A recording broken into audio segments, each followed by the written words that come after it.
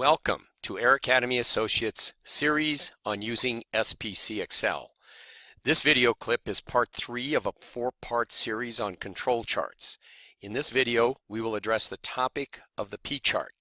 P stands for proportion, and it is the first control chart that we have covered that is associated with attribute data.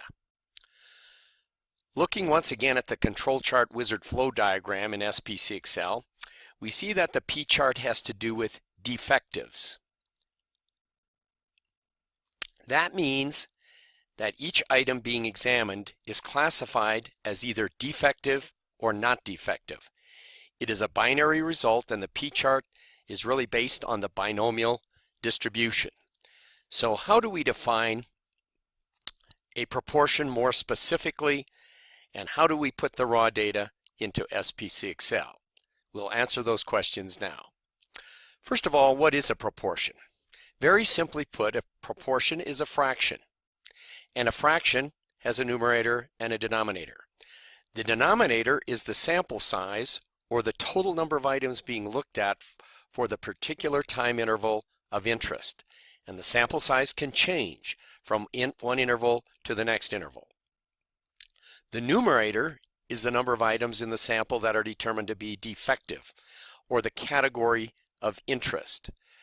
The category of interest is an interesting term because defective is a term that has carried over from the quality movement that started in the early 1980s.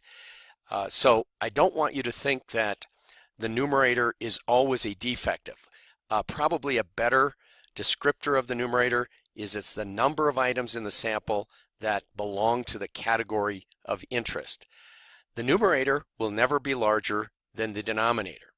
In SPC XL, the numerator and denominator must be in 2 adjacent columns, or rows if you use rows, but it doesn't matter which is on the left side or which is on the right side, equivalently for top or bottom rows if you're using rows.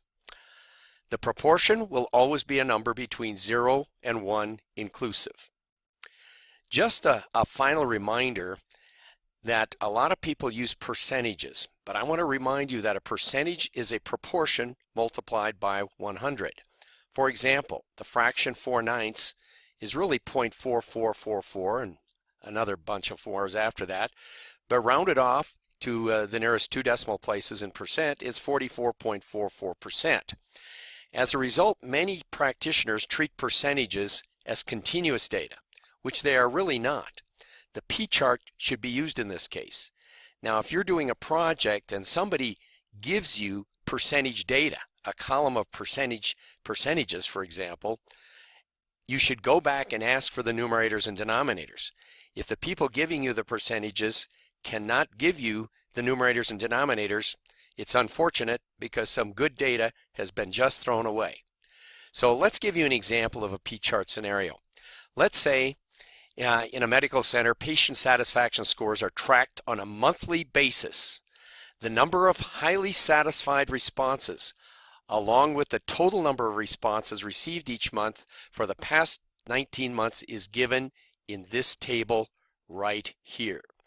Now, we'd like to, as you can see, the 2 columns right here, this is the numerator column, the number that are highly satisfied. This is the total number of responses. And then we have a column over here that gives us the date or the month that we're looking at, 19 straight months of data.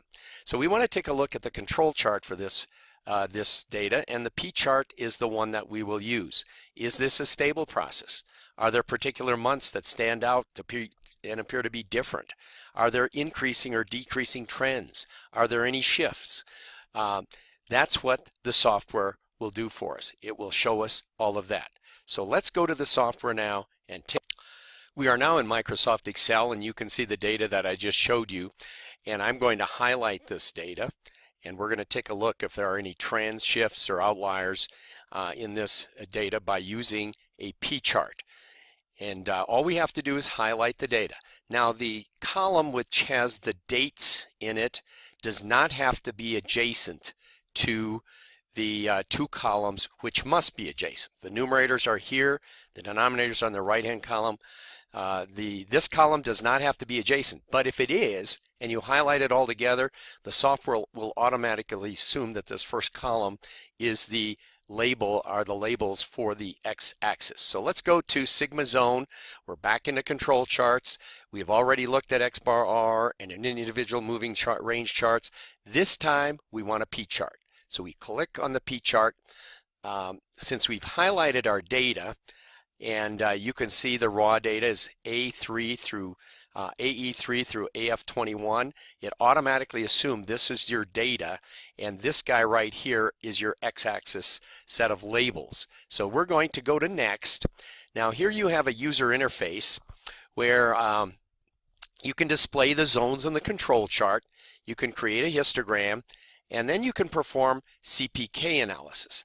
Let's suppose when we do CPK analysis, that's process capability, we're going to need some goal or some specification. So let's assume our goal is like 90%. We would like 90% of our satisfaction scores to be highly satisfied. Maybe that's a goal. So when it asks us for a specification limit, the lower spec limit, or what we will call a lower goal, is going to be 90%.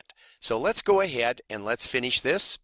And for the CPK analysis, it's going to ask us for the upper spec limit, which we don't have, but we do have a lower one of 0.90.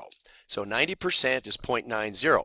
The software has already calculated the mean and the standard deviation, all the data. So we just say OK, and up comes our control chart, which we see here. Let's blow up the axis a little bit because these values are way above 0.6. Let's put that in there, so use more of the chart so we can see something that I want to show you, and that is the control limits are not straight lines in this case, and I will tell you why in just a second. But the point is we do see a shift. Clearly at this time right there, that data point is in September of 2014, and from that point on it looks like the data has shifted up here. Now we can go to sigma zone and look for the symptoms, the out of control symptoms. The only one we have is a center line, and that is we have 7 or more points in this case above the center line. Bigger is better in this case because a higher percentage means a higher satisfaction scores. So this is a good sign. I know the software says it's out of control, but it's a good sign because bigger numbers are in fact better. Now, I want to point out that in a P chart, don't be surprised when you get a P chart out if the upper and lower control limits are not straight lines. Now, you can see that here. I think if I blow it up a little bit bigger, you'll see it even better. Let's go from 0.7 instead, so maybe we can see a little bit of the curvature. Yeah, we can see it here a little bit better. The reason that these control limits are not the same all the way across, that is straight lines, is because the sample size is different in the different months. So we might have 100 one month, 102 the next, 97, and the sample size in the binomial distribution is in the denominator. So the bigger the sample size, the smaller or the narrower will be your confidence limits. So there's no question that we have let's make this a little bigger. We have a shift going on. Now, what is the reason for the shift? The software is not going to tell you the reason. So if you're charting this data, maybe a project was initiated in this time frame, July, August, September time frame. We don't know. But if this data just started to go up this shifting above like this, you ought to investigate what is causing it, because this is not natural variation to the original data. Now, if we take a look at the corresponding histogram of this data, we see it's normal. That's an important aspect of the p-chart because our p-value is greater than 0.05. This means that the data is not significantly different than normal. That means the zone rules can be used. Of course, we didn't see any zone defects from SPC XL. We just saw a shift in this. And here's your CPK chart. This tells you that about 56% going long term, if our process does not change, about 56% of our responses will be defective or less than highly satisfactory. So you get all of this information from a P-chart. Now let's go back to the raw data a second and just show you if we put this data right here. I'm going to copy and paste that over into a different column right here, just for showing you that what happens when you just highlight the raw data, the two columns, the numerator and denominator. You go to Sigma Zone, go to Control Charts, click on P Chart, and this will be blank because the software did not detect where the labels are, but it's blank. So now you can go in and you can highlight the labels and then go ahead and finish off and get the same kind of chart we had before. So, but the two columns that must be contiguous or adjacent are the numerator and denominator columns. Let's take one more example, in this case a P-chart for where smaller proportions are better. This medical facility is studying its readmission rates for congestive heart failure patients. A readmission is defined by patients who had an initial hospitalization for congestive heart failure and were readmitted at least once to an acute care in the hospital within 30 days following discharge for that particular condition. Readmission rates for the past 23 months are given. Does the data show any trends, out of control symptoms? Let's take a look. So the data is already entered very nicely.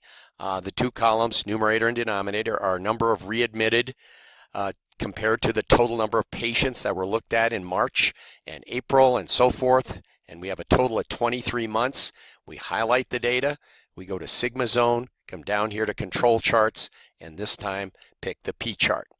And we've already highlighted the data. Our x-axis labels are in the leftmost column, so we don't have to mess with that. Let's go ahead and display the zones on the control chart. Let's create a histogram. We're not going to perform CPK analysis here, although we may have a upper limit, but we'll just bypass the CPK in this case and we'll finish. Okay, now here is where the sample sizes are exacerbated, and you can see that the upper and lower control limits in this case are much different than a straight line. And again, that's because the sample sizes are different. If we go back to the raw data, you will see, look at how different these sample sizes are. 98, 67, 105, 110, and it goes all the way down to 57. So it's not abnormal when you have different sample sizes like that to have upper and lower control limits that are not straight lines. This is a bit disconcerting when you're used to X-bar charts and you're used to individual with moving range charts where the upper and lower control limits are straight lines. That is not going to be the case here, and the reason why is because the sample sizes from time interval to time interval are in fact different. Point being here, though, we have another shift. Let's go ahead and look at the out of control symptoms. The only one we have is the center line, and that means we have 7 or more points below the center line in this case, which again is a good sign. But we still, whether it's good or for the bad reasons, we still need to know what is causing this. And that is, we need to look in this time frame to see what in the world happened to cause this shift. It's a good shift, and maybe we did a project in this time area to in fact try to improve or reduce the proportion of defectives. The histogram looks normal, so we can use the zone rules if we have to. We didn't have any zone defects in this particular control chart, so we look at the raw data, and the P chart is shown as this. So this concludes our treatment of the P chart. I hope that helps you understand what a P chart is, and that it won't be surprising if you do a P chart that the upper and lower control limits are not going to be straight lines. Thank you for watching, and have a good evening.